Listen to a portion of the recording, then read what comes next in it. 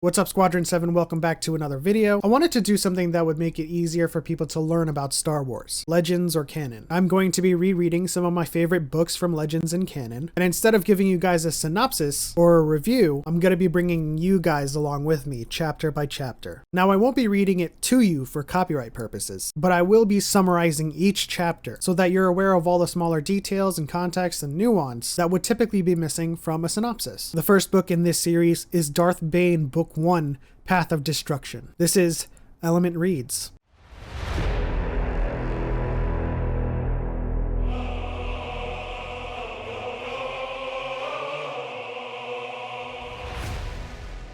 The prologue introduces us to Lord Khan, a Sith master and founder of the Brotherhood of Darkness, in the aftermath of a battle for Korriban. We meet Cordis and Kopesh, reminiscing over the battle and celebrating that they had finally returned to Korriban and would soon open an academy on the very planet to train new Sith adepts. There is an obvious bitter rivalry here between the two, but this marks the beginning of the war between the Brotherhood of Darkness and the galaxy. Chapter 1 introduces us to Dessel, stuck on Apatros, mining cortosis, the galaxy's hardest material, which made it a boon for armors and shields, but it also made it the most difficult to mine. Resistant to heat and energy, it would resist torches and almost all mining equipment. Des, as he's called from here on out, is mining cortosis when he's confronted by another miner, Gerd.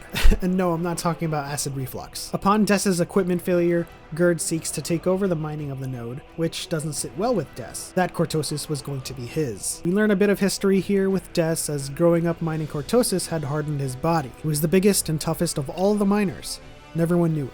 But it was this day that Gerd would push him too far. We get some exposition around Des's upbringing and that he was largely blamed for his parents' death, and more so his father blamed him for his wife's death, the bane of his existence, as it were. And so Gerd, reopening past wounds, calls Des Bane. This was the turning point. A fight was inevitable.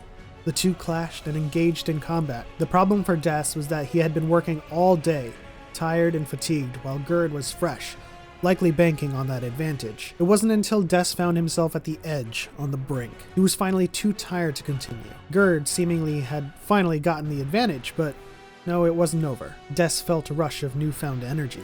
He was revitalized by some unknown power. Perhaps it could have been adrenaline, but it felt strange to him. Dark rage exploded inside Des, a burst of fiery passion that burned away the exhaustion and fatigue. Suddenly, his mind was clear, and his body felt strong and rejuvenated. He knew what he was going to do next. More importantly, he knew with absolute certainty what Gerd would do next, too. He couldn't explain how he knew.